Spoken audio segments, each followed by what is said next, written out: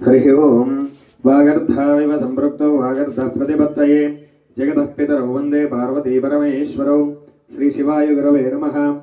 కార్తీక పురాణము 21వ అధ్యాయము। ఆ విధంగా యుద్ధానికి సిద్ధమై వచ్చినటువంటి పురంజయునికి కాంబోజాది భూపాలకులకు భయంకరమైనటువంటి యుద్ధం సాగింది।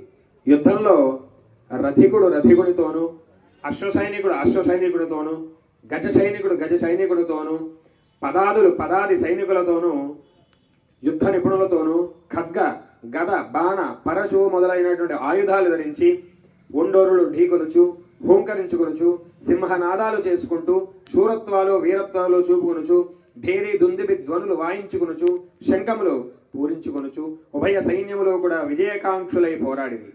ఆ రణభూమి యందు విరిగిన రథాల గుట్టలు, తెగిన ఉండెములు, తొండలు, తలలు, చేతులు హాహాకారాలతో దీనావస్థలలో ఉన్నటువంటి ఆక్రమణలు, పర్వతము వలె పడి ఉన్నటువంటి ఏనుగుల శవాలు, గుర్రముల కళేబరాల దృశ్యములు, ఆ మహాయుద్ధమునను వీరత్వమును చూసి చనిపోయినటువంటి ప్రాణిని విమానములపై తీసుకువెళ్ళటకు వచ్చినటువంటి దేవకన్యలు ఇతి భయంకరమైన యుద్ధము సూర్యాస్తమయం వరకు జరిగెను।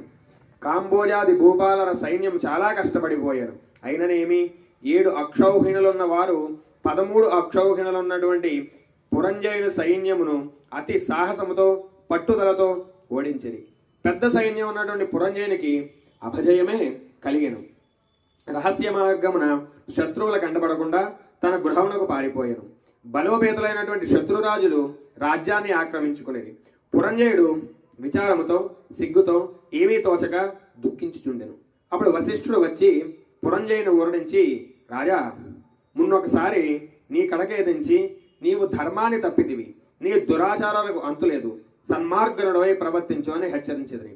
అప్పుడు నా మాటలు పెడచెవున పెట్టి నన్ను అవమానించేదివి।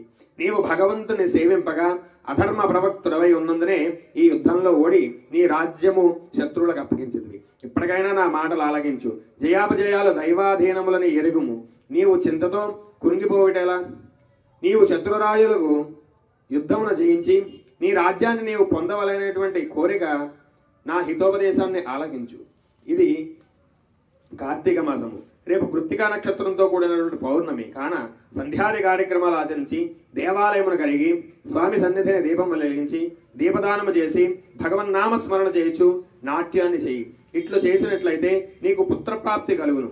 అందేగాక శ్రీమన్నారాయణ్ణి సేవించడం వల్ల శ్రీహరి సంతసించి శత్రువులను దునుమాడుటకు నీకు చక్రాయుధమును ప్రసాదించును కాన రేపు ఆ విధంగా చేసిన పోయిన రాజ్యము తిరిగి రాగలదు। నీవు అధర్మ ప్రవర్తనవై దుష్ట సహవాసము చే కదా నీకు ఈ యుద్ధమునందు అపజయం కలిగినది కాన లెమ్ము, శ్రీహరిని మదిని తలంచి నే చెప్పినట్లు చేయమని వశిష్ఠుల వారు బోధించారు।